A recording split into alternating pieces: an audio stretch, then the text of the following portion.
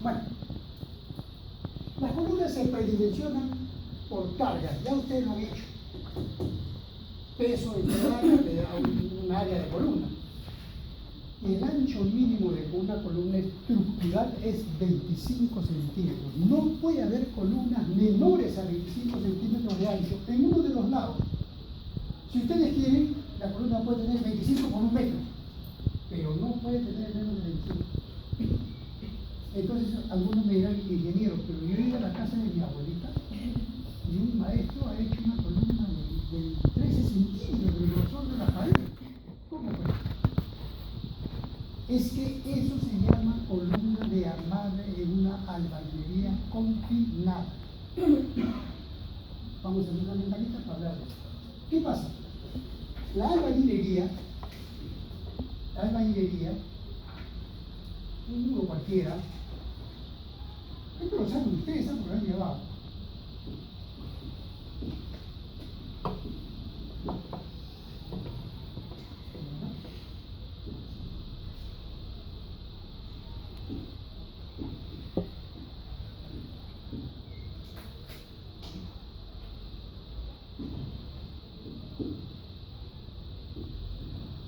Hay dos tipos de albañilería, ¿no? Ustedes lo saben, la albañilería armada y la albañilería confinada. Si yo tengo la cimentación, sobre cimiento y cimiento, más abajo. Esto es pues, el sobre cimiento del ancho del ladrillo, el cimiento es más grande y esto es la pared de ladrillo, ¿no? Ahí está. Y esta es la albañilería confinada.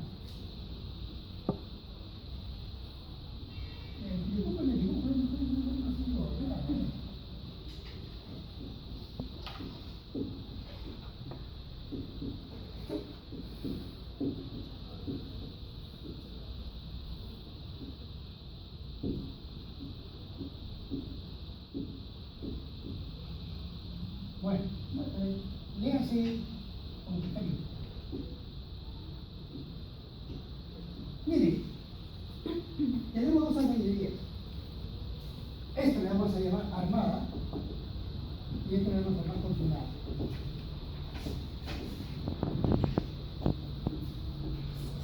Igual el sobre cimiento, igual el cimiento. Sobre cimiento, cimiento. Sobre cimiento, cimiento. Entonces, la diferencia entre una albañilería armada y una confinada, ya lo saben ustedes, solamente estoy recordando, cualquier pregunta me la hacen para poder hablar. Si yo coloco fierros, estos ladrillos tienen que tener huecos, tienen que tener alveolos. Entonces, coloco un fierrito acá y lo meto entre los huecos que coinciden. Dejo una hilada, depende del diseñador, dejo 2 hiladas, así que depende del diseñador las hiladas que se dejan. Entonces, esta pared que tiene huecos, y en esos huecos meto un fierro, que puede ser el fermentado, y también le pongo cada 3 hiladas un fierro en la mezcla, ¿no? Si ustedes se dan cuenta y estoy armando una malla, ¿qué concreto uso? Concreto líquido. Ese concreto líquido tiene que tener aditivos. Aditivos, no que es un Los aditivos son una serie de compuestos químicos que se usan, un comentario, se usan, lo voy a poner una regla de resumen en la utilización del concreto. Por ejemplo, en una obra era un edificio que tenía pues una curva, un octógono, no era una curva de una iglesia, acá en Chama, parecía Raúl Curioso Larrea, estamos con el arquitecto, el hecho del proyecto, el arquitecto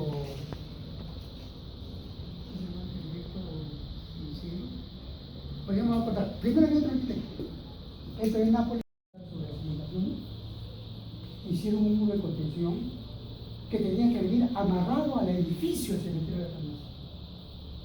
Y el constructor dijo, ¿por qué tengo que hacer el edificio y después hacer el muro?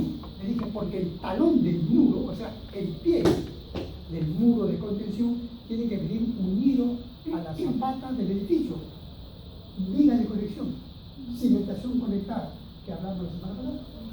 No me dijo que es necesario, eso lo puede hacer después.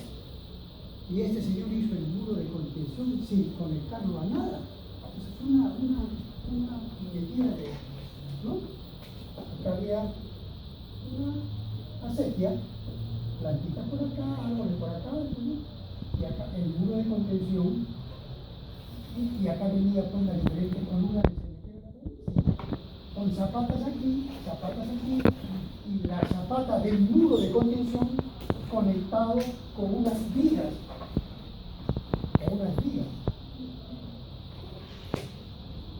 para que todo el conjunto lo tenga él. Y le dije, no lo voy a hacer así. Pero le dije, bueno, he trabajado con un ingeniero, era joven todavía.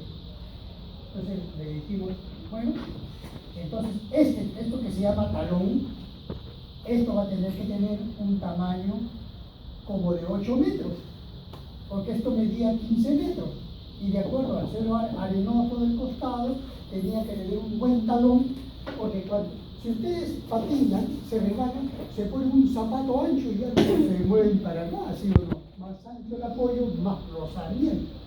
Y entonces dijimos, 9 metros. No, dijo, ingenieros de escritorio, yo lo hago así nomás y no pasa nada. Y después hago mi columna con mi zapato y ahí lo conecto. Dejo mis fierritos acá para después conectarlo. Y vació 120 metros, no 50 metros, así, de muro. Y no pasó nada. Una semana, 15 días, un mes. Y no pasaba nada en el muro con Dios. Yo casi quemo mi libro de mecánica de suelo, mi cuaderno me iba a romper. Te he equivocado, pensáis, te he equivocado. Maldito, cosas que hacen su fórmula. No sabe nada, digo yo, este pata se un montón. Y me llama, a mí no, sino el ingeniero que construyó un área, así que yo trabajaba con el no me sanaba, era calculista ese. Es un señor que ya está ahí en México. Trabajamos juntos. Y me llama y este muro se había deslizado como 1,50 m y encima se había torsionado. Lo peligroso, murieron 3 obreros en ese desparamiento y se había totalmente desbarrancado eso, ¿no? Entonces, las 3 familias, o sea, hay que pensar que son 3 familias, porque realmente se logró que se mueran, 3 familias perjudicadas. Entonces el ingeniero quería saber si nosotros podíamos usar unas latas, algo para regresar a su sitio. ¡Está loco, le dije! ¡Está loco! ¿Cómo vas a regresar a una estructura fallada a su sitio? Imposible. Entonces, la pregunta que yo hago a partir de usted, ¿por qué no se deslizó cuando recién hizo el muro? ¿Por qué se demoró tanto en fallar? ¿Por qué me hizo dudar de Rankin, de Pensar, de todos los famosos Alba Hurtado, que es ahora rector de la universidad, especialista en suelo, un tron, un doctor en suelo, que es el que era gente Franklin que yo estudiaba, ya era un tron Alba Hurtado? ¿Por qué es que no falló? ¿Sabes? Bueno, pero apenas un punto doble, ¿no? Hombre, pues no te da bronca, pero buena gente, habla bien de ti. No, dice Angelique, chévere. Y no le pone su punto. ¿De acá me sobra más, no? Si no baja leyendo su cambio. Pero ella no se baja leyendo su cambio. Bueno, entonces, ¿por qué? Bueno, miren, ¿se acuerdan que hemos hablado de muros pantalla? Que cuando yo quiero hacer un sótano hago calzaduras, o si quiero hago muros pantallas que voy incrustando en las paredes vecinas mediante unos cables que son brazos, ¿no?, de acero. Entonces, aquí las raíces del árbol, las raíces le daban cierta estabilidad al canal, al suelo. Y entonces como que el muro de contención estaba ahí, nadie me empuja, nadie me toca. Resulta que vino en Lima una lluvia como viene de cuando cada 20 años viene una lluvia en Lima, pero es terrible, por ejemplo tenemos en la sierra o en la selva. Llueve durante 24 horas y llueve es una cosa asombrosa. Y vino una lluvia de ese tipo. Y la lluvia penetró el suelo, y la lluvia, claro, aumentó un poco el peso del suelo, pero no como para deslizar un muro de contención. Lo que ocurre es que la lluvia modificó el comportamiento del suelo, por eso digo que es muy importante el comportamiento del suelo. Y desde aquí produjo lo que se llama una falla generalizada. Esto se convirtió en un plano de falla del muro de contención, por debajo del cimiento del muro de contención. Entonces, una vez que se produce un plano de falla generalizado, por debajo del muro de contención, el muro de contención sufre las tres condiciones que le enseñamos nosotros cuando hablamos, por ejemplo, de volteo, hablamos de deslizamiento y hablamos de aumento de presiones, ¿se acuerdan? Entonces, en una falla generalizada por deslizamiento, en un plano de falla, el muro de contención se deslizó, giró y se rajó, ¿no? Y encima las presiones hicieron que se hundiera. Y todo eso trajo como consecuencia trozos del muro de contención que mataron a 3 personas y destruyeron todo. Y hubo que hacer todo de nuevo, solamente por incremento de una lluvia. O sea, la lluvia volvió al suelo a su realidad, que podía ocurrir en cualquier momento. Sin mala suerte, si esto no hubiera pasado nada, él hubiera construido este edificio y cuando hubiera venido la lluvia no se iba a notar la falla.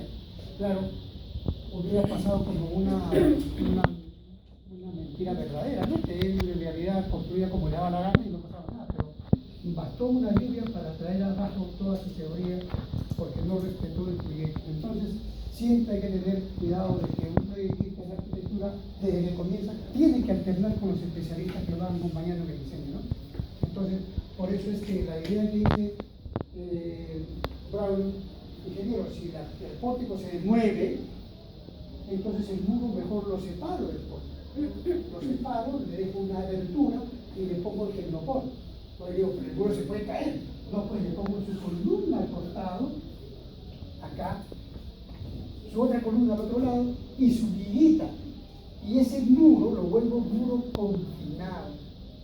Y entonces aparece así la gran columna del pórtico, que puede estar arriba si quieren, la gran columna del pórtico que se va a desplazar como ustedes quieran, y el muro de la galería confinada, totalmente independizada con tecnopor. Entonces, el pórtico se mueve y el muro se mueve en otro lado, y no pasa nada, ¿no? Hay una independización de tabiques. ¿Ese es como la del almacén de Topito? Como la madera. ¿Están tocando el perro, no? No, es el perro. ¿Ah? El perro se está Ah, el rascando. perro está acá. Miren, en el terremoto del año 2007 en Pisco, en Lima, hace poco, bueno, por razones de trabajo, me llamaron para hacer una inspección y una evaluación estructural, bueno, más o menos 20 edificios, ¿no? Entre Ancón, Lima, Surco, pero es parte del trabajo, es con lo que ustedes lo pueden llamar a hacer 50 edificios, ¿no? Es parte de lo que uno. Y entonces, edificios, como cuenta su compañero, fallaron los tabiques, se bajaron los tabiques, edificios tuvieron hundimiento, una serie de fallas de diferentes tipos. Pero los ingenieros tienen que aprender a analizar y revisar el tipo de falla, porque no es igual una falla por desplazamiento, una falla por explosión, una falla por hundimiento o una falla sísmica. Entonces los ingenieros aprenden a reconocer tipos de fallas dependiendo de las causas que la originan, ¿correcto? Entonces, estos edificios, por el terremoto, generan una serie de fallas, porque el terremoto ocasiona mayores cargas verticales, desplazamientos, hundimientos, empujes laterales, etcétera, etcétera, etcétera. Y resulta que llego a casualidad, justo por casualidad, que me conecto una escuela, y llego y me recibe una señora representante de la Asociación de Propietarios, un edificio moderno del año fue el terremoto, fue el 2007, el año 2006, y llego y veo el edificio y comienzo a hacer una inspección y veo que en todas las uniones, columna, muro, una fisurita, pared, viga, una fisurita, y seguí. Y la señora, mira, esto es una porquería, hemos comprado todos se rajaron, no se para nada, es una estafa, lo van a meter preso, me echa creído, sin vergüenza, a veces lo voy a llevar. Y yo, sí señora, pero me dijiste que no. Y que por acá, pero no, que achillada, son unas cosas. Seguimos ahí. terminamos. ¿Y a qué conclusión ha llegado?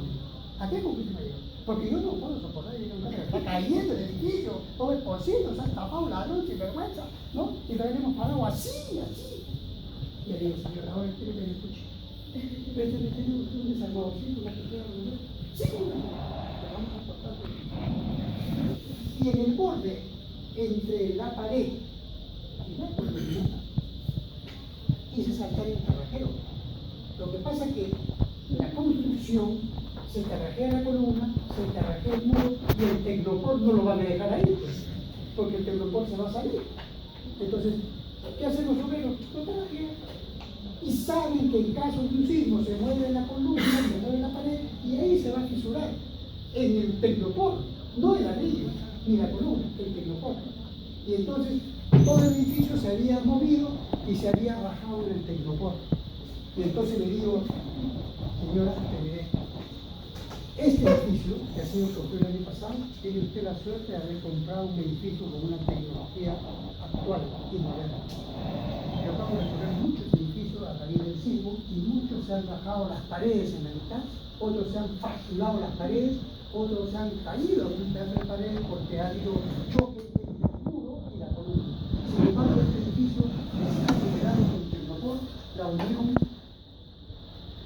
muro-columna. Y mire, este es un sincerito pequeño, y mire, acá tiene una columna de borde. Lo que él dice, bravo. Acá tiene una columna de borde, y el tecnopor es el que está saltando. Para eso está hecho el edificio tecnopor, porque usted agarra, saca el tecnopor si quiere y lo vuelve a arrastrar y le queda impecable como si nada hubiera pasado. Este es uno de los mejores edificios que ha realizado en todo el tiempo. Yo sabía que yo sé lo que compro, porque yo soy muy hábil con cambio. ¿Cómo se puede engañar la gente en el programa, no? En este terremoto de civil pasó algo similar. ¿Cuál? Civil.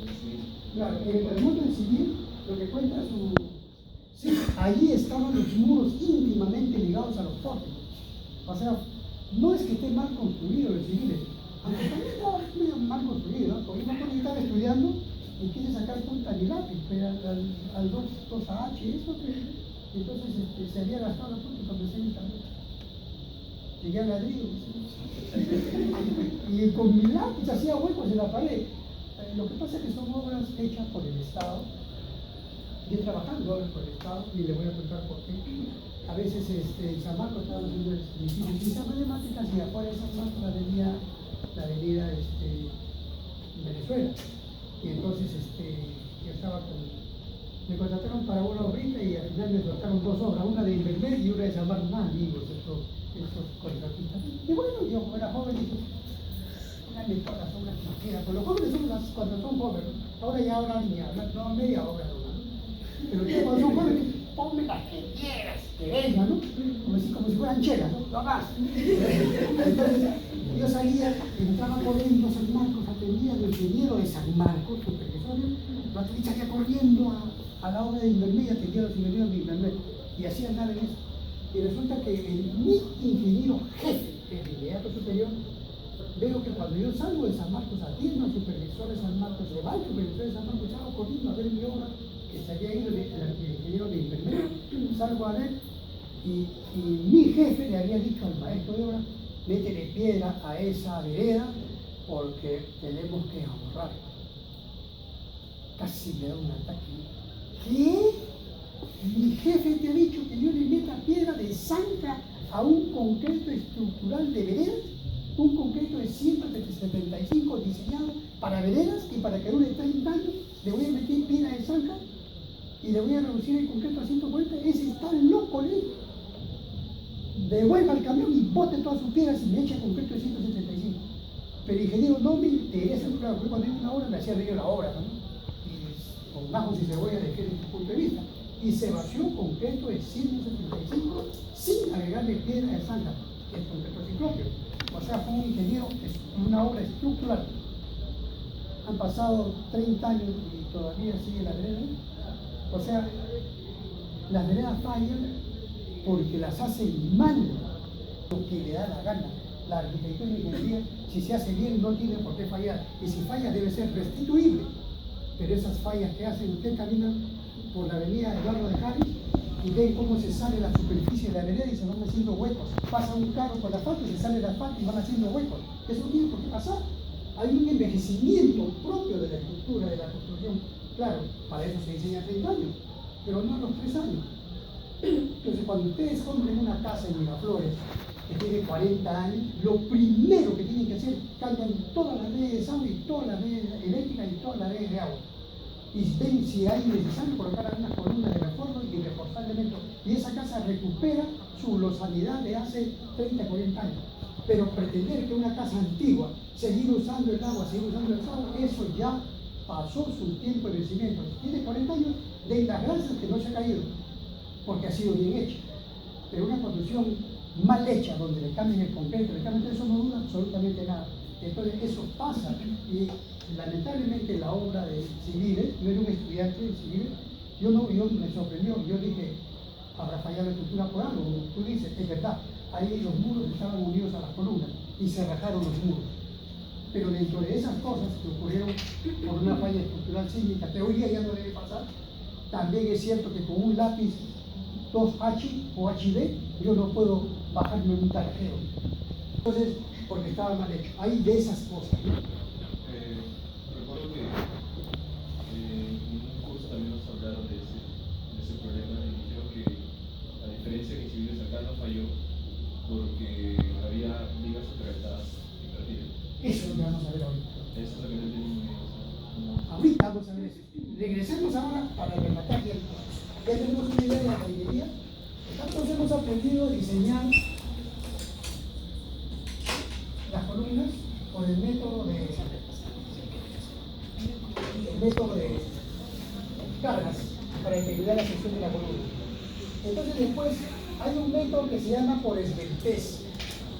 La esbeltez tiene que ver con la forma del tipo de arrastre de una columna.